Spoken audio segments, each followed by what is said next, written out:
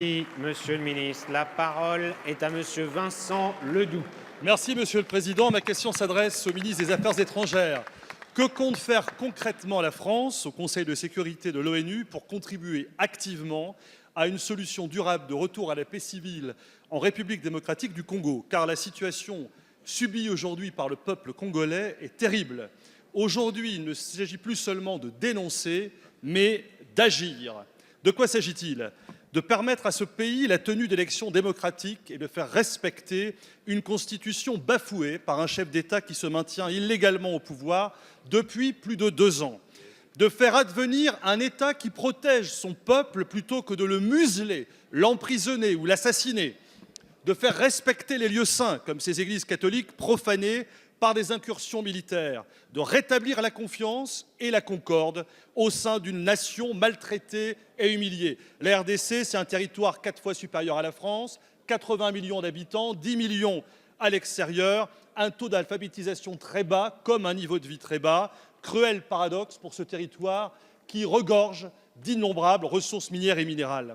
Face à cette maltraitance d'État, la France, avec les Nations Unies et l'Union africaine, doivent protéger ce peuple vulnérable et faire raison à ses droits, une gouvernance démocratique, des élections libres, une économie inclusive.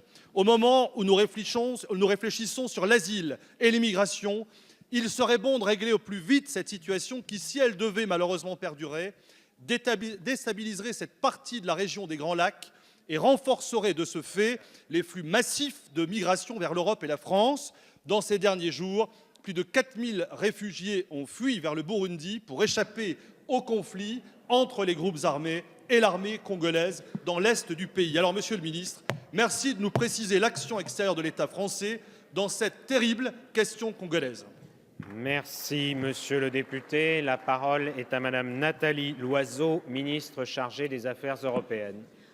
Monsieur le Président, Mesdames et Messieurs les députés, Monsieur le député Ledoux, vous avez raison, la situation en République démocratique du Congo est vivement préoccupante. Qu'il s'agisse des droits de l'homme, de la situation politique, de l'insécurité ou de la situation humanitaire. La France a fermement condamné les violences commises par les forces de sécurité lors des manifestations de décembre et de janvier. Nous appelons les autorités congolaises à s'assurer que les responsables de ces violences soient traduits en justice. La situation dans les Kasaï recueille particulièrement notre attention. Des événements graves s'y sont déroulés que nous condamnons naturellement. Toute la lumière doit être faite sur ces violences. Je lance à nouveau un appel au respect des droits de l'homme et des libertés publiques en RDC, ainsi qu'à un usage proportionné de la force. La France demande à toutes les parties prenantes de s'abstenir de tout recours à la violence. L'Union européenne a d'ailleurs adopté des sanctions individuelles en raison des violations des droits de l'homme en RDC. Vous avez raison, des élections transparentes permettant une alternance pacifique et démocratique sont plus que jamais indispensables. Nous appelons à leur tenue effective à la date prévue, dans le respect de la Constitution et de l'esprit de consensus qui avait prévalu lors de la signature de l'accord politique de décembre 2016. Nous travaillons avec nos partenaires, en particulier avec l'Union africaine et les pays de la région. Nous soutenons l'action de la mission des Nations Unies en RDC, la MONUSCO, qui paye un lourd tribut pour la protection des populations civiles. La France a par ailleurs augmenté son aide humanitaire à la RDC, qui a atteint l'année dernière 2,4 millions d'euros. Merci, Madame la ministre.